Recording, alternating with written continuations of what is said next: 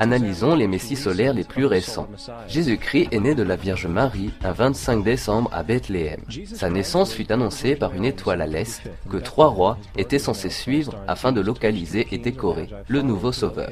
Il était enfant professeur à l'âge de 12 ans et à l'âge de 30 ans il fut baptisé par Jean-Baptiste et ainsi commença son ministère. Jésus avait 12 disciples avec qui il voyagea, accomplissait des miracles tels que guérir les malades, marcher sur l'eau et ressusciter les morts. Il était également connu sous les noms suivants: le roi des rois, le fils de Dieu, la lumière du monde, l'alpha et l'oméga, l'agneau de Dieu, etc. Après que son disciple Judas le trahisse et le vende pour 30 pièces d'argent, il fut crucifié et placé dans une tombe, puis 3 jours après, il fut ressuscité et fit son ascension dans les cieux. Pour commencer, la succession des naissances est de nature purement astrologique. L'astre se trouvant à l'est est Sirius, l'étoile la plus brillante dans le ciel étoilé et qui, le 24 décembre, s'aligne avec les 3 étoiles les plus brillantes de la ceinture d'Orion. Ces 3 étoiles brillantes dans la ceinture d'Orion portent les mêmes noms qu'elles portaient dans les temps anciens, les 3 rois. Voici donc les 3 rois et Sirius, l'étoile qui brille le plus dans le ciel. Elle se dirige tout à l'endroit du lever du soleil, le 25 décembre. Voilà pourquoi les 3 rois suivent cette étoile à l'est, pour localiser l'emplacement du lever du soleil, de la naissance du soleil. La Vierge Marie représente la constellation de la Vierge, aussi connue sous le nom de Virgo, la Vierge en latin. On fait également référence à Virgo quand on parle de la maison du pain. La représentation de Virgo est une Vierge tenant un épi de blé. Cette maison du pain et le symbole du blé correspondent au mois d'août et septembre, le temps des moissons. Parallèlement, Bethléem peut se traduire en réalité littéralement par la maison du pain. Bethléem fait donc référence à la constellation de la Vierge, une position dans le ciel et non pas sur la terre. Un autre phénomène très intéressant apparaît autour du 25 décembre, c'est-à-dire au solstice d'hiver. À partir du solstice d'été jusqu'au solstice d'hiver, les jours deviennent plus courts et plus froids. Du point de vue de l'hémisphère nord, le soleil opère un mouvement vers le sud, il devient plus petit et se fait plus rare. Le raccourcissement des jours et la fin des récoltes à l'approche du solstice d'hiver symbolisent pour les anciens le processus de la mort. C'était la mort du soleil. Ainsi, le 22 décembre, la mort du soleil était entièrement achevée. Étant donné que le soleil s'est déplacé continuellement pendant 6 mois, il atteint son point le plus bas dans le ciel. Arrivé à ce stade, une chose curieuse se produit. Le soleil cesse de se déplacer vers le sud, et ceci est perceptible du moins pendant 3 jours. Pendant ces 3 jours de repos, le soleil reste à proximité de la croix du sud, aussi appelée la constellation de la croix. Suite à cette période de temps, le 25 décembre, le soleil se déplace d'1 degré cette fois-ci vers le nord, ce qui annonce des jours plus longs, de la chaleur et le printemps. Ainsi il fut écrit: le Fils mort sur la croix est mort pendant 3 jours pour ensuite ressusciter et naître à nouveau. Voilà pourquoi Jésus et nombre d'autres dieux du soleil ont en commun la crucifixion, la mort des 3 jours, puis le concept de résurrection.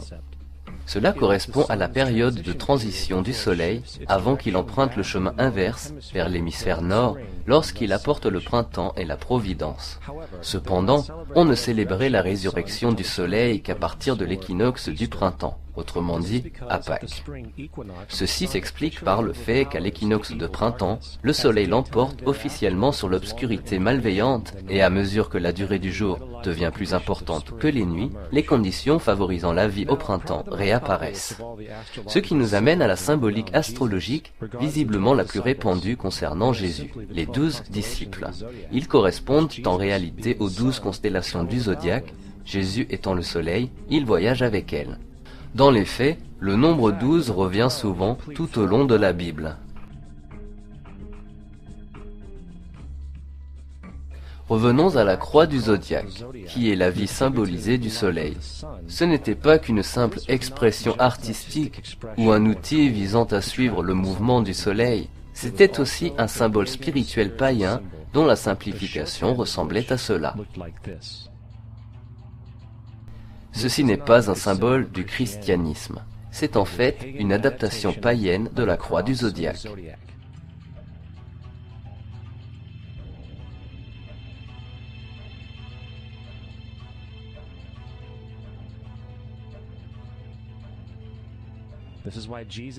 C'est pourquoi, dans l'art culturel ancien, Jésus est toujours représenté avec une croix derrière la tête.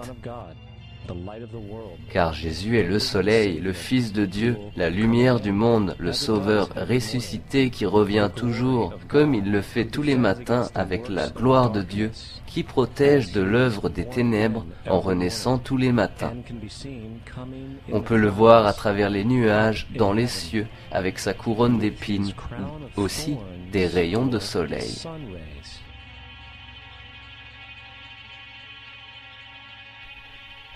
Parmi les nombreuses métaphores astrologiques ou astronomiques de la Bible, une des plus importantes concerne les époques. Tout au long des textes sacrés, il existe une quantité considérable de références à l'époque. Afin d'en saisir le sens, il faut se familiariser avec ce phénomène connu sous le nom de précession des équinoxes. L'Égypte ancienne, ainsi que d'autres cultures, bien plus anciennes, ont remarqué que tous les 2150 ans environ, au matin de l'équinoxe de printemps, le lever du soleil se produit sous différents signes du zodiaque selon l'époque.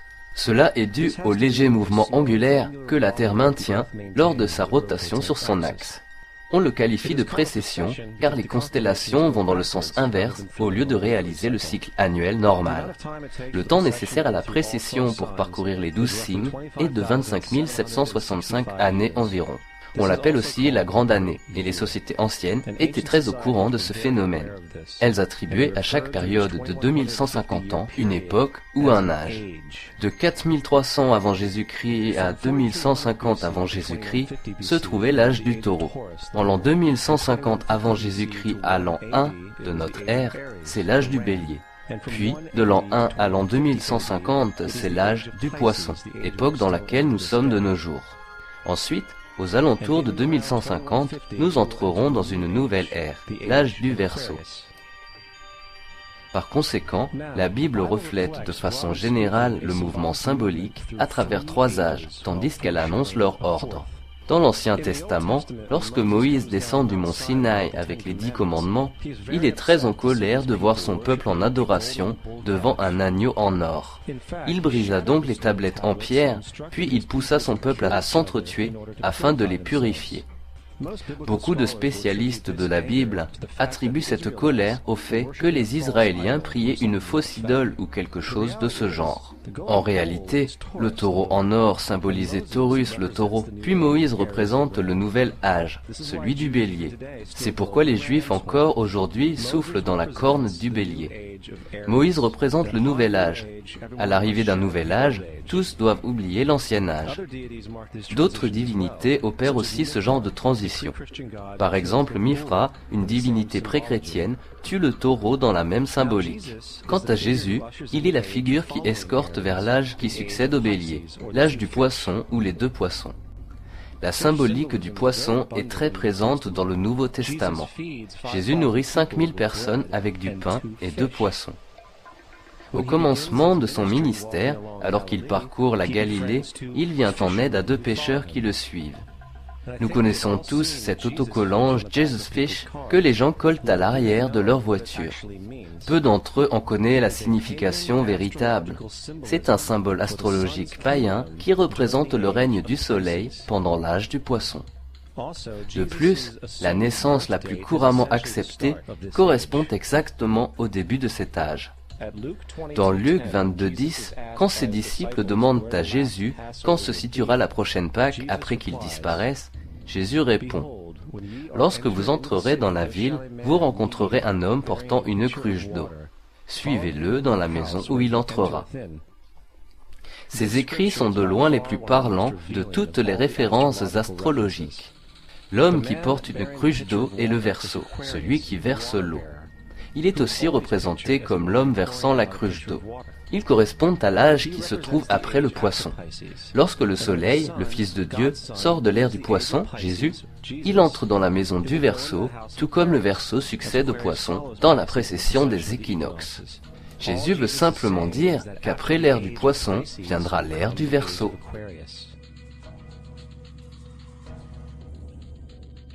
Nous avons tous entendu parler de la fin des temps, de la fin du monde, sans tenir compte de la description imagée dépeinte dans le livre des Révélations. L'essence même de cette idée vient des écrits de Matthieu 28:20 où Jésus dit « Je suis avec vous tous les jours jusqu'à la fin du monde ».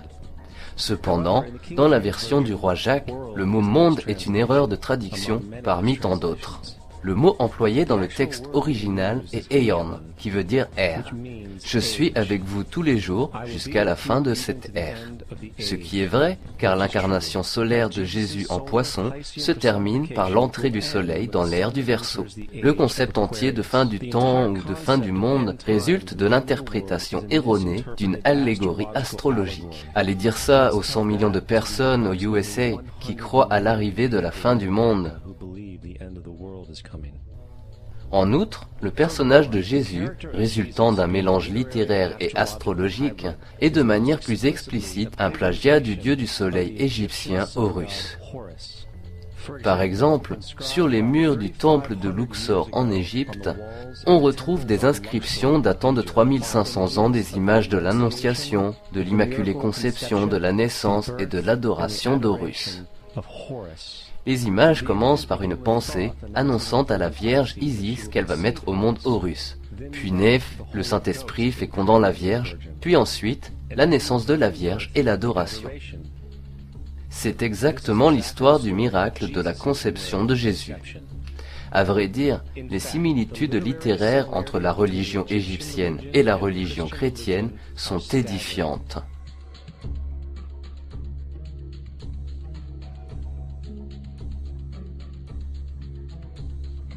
Le plagiat continue.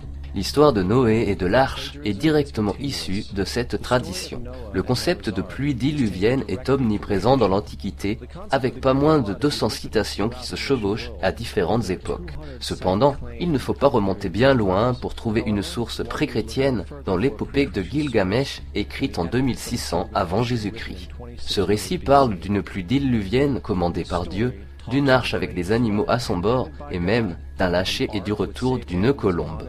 Tous ont des points communs avec l'histoire biblique, parmi d'autres vraisemblances. Et puis il y a le plagiat de l'histoire de Moïse. Concernant la naissance de Moïse, il est écrit qu'il fut placé dans un panier en roseau et laissé à la dérive dans un fleuve afin d'échapper à un infanticide. Il fut ensuite recueilli par une fille de la royauté, puis élevé par elle comme un prince. Cette histoire de bébé est un panier s'est inspirée directement du mythe Sargon d'Akkad qui date d'environ 2250 ans avant Jésus-Christ. Sargon naquit et fut placé dans un panier d'osier afin d'éviter l'infanticide. Il fut laissé à la dérive dans un fleuve. Il a ensuite été recueilli et élevé par Aki, une sage-femme de la royauté. De plus, Moïse est connu comme le législateur, le donateur des 10 commandements.